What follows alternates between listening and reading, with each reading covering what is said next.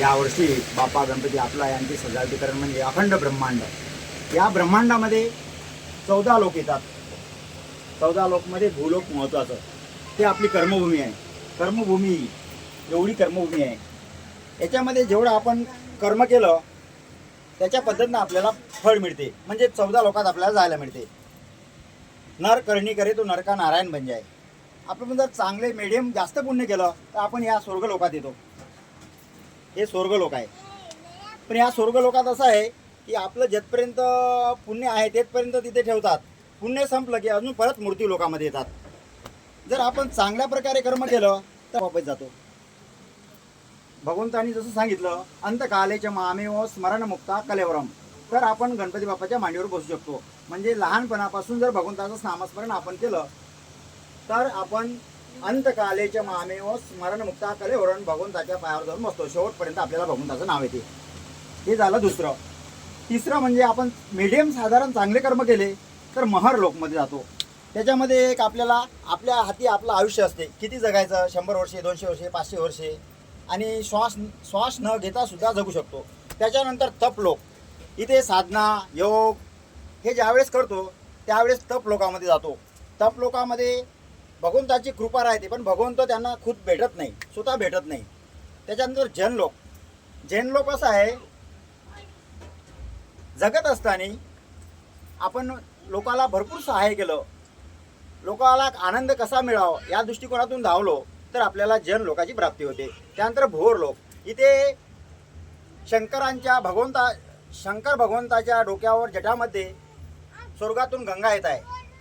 इथे जर गेलो तर आपलं कल्याण आहे. कारण ब्रह्मा आपल्याला जन्म देतो, विष्णू हा पालनपोषण करतो आणि शंकर भगवान निर्वाण करतो.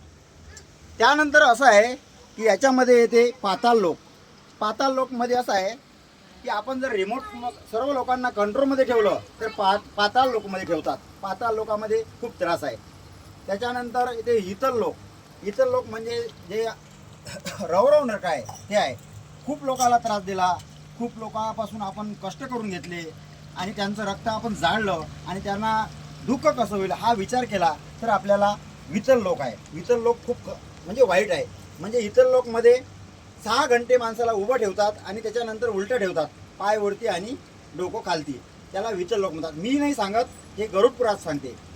त्याच्यानंतर येते अतल लोक. ते सुद्धा खूप कठीण आहे. आपल्या कर्मावर अवलंबून अतल लोकात पाठवतात. येम येतात आणि घेऊन जातात, तापत्या अग्नीमध्ये पाठवतात. त्याच्यानंतर तलातल लोक, हे पण खूप वाईट आहे. त्यानंतर महातल लोक, ते पण खूप एकदम कठीण परिस्थिती आहे. तिथे फुल चारी बाजूनं अग्नी येते, त्या अग्नीमध्ये आपल्याला तापतं उभं राहते. आणि सुतल लोक, थोडं पुण्य केलं तर सुतल लोकांमध्ये जातात, पण ते लगेच त्यांना भटकता आत्मा असते, फिरत राहते. आणि रसातल म्हणजे आपलं आयुष्यामध्ये पूर्ण आयुष्यभर म्हणजे 7000 वर्षापर्यंत आपल्याला फिरत राहावं लागते. आणि हे आहे ऑपरेशन सिंदूर. हे ऑपरेशन सिंदूर भारताने पाकिस्तानवर अशा प्रकारचा हल्ला केला, आजपर्यंत पाकिस्तान सावरू शकलं नाही. ते तिथं त्यांच्या कवट्या तिथंच पडले आहे. अग्नी जळत आहे. ते जे बांधकाम आहे तसंच पडलं आहे. ते सावरू शकले नाही. याचं कारण काय? आपलं सैनिक. हे बघा, या सैनिकांनी खूप मोठा पराक्रम केला. सूरवीरासारखे जवान आपले लढले आणि तिथं एवढा मोठा पराक्रम केला. पाकिस्तानला हार मानावी लागली आणि आपला विजय झाला. यासाठी आपला बाप्पा गणपती आपला हे नवग्रह आहे. या नवग्रहामध्ये आपलं जे आयुष्य आहे या नवग्रहावर चालतं.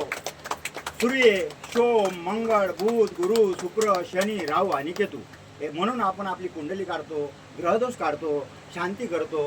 हे आपलं जीवन अशा प्रकारे आहे. परंतु सर्वात मोठं जीवन म्हणजे गणपती बाप्पाची सेवा आपण मनोभावे करावी. तनाने, मनाने आणि धनाने केली तर आपल्याला कुठल्याही प्रकारचा जन्म नाही किंवा मृत्यू नाही. पुनरूपी जननम पुनरूपी मरणम पुनरूपी जननी जठरे शयनम हे संसारे कुलदुस्तारे कृपया पारे पायी मुरारे. हा गणपती बाप्पा आपल्या जन्म मरणापासून आपल्याला मुक्त करतो आणि त्याच्या मांडीवर बसून जातो. गणपती बाप्पा मंगल मूर्ती.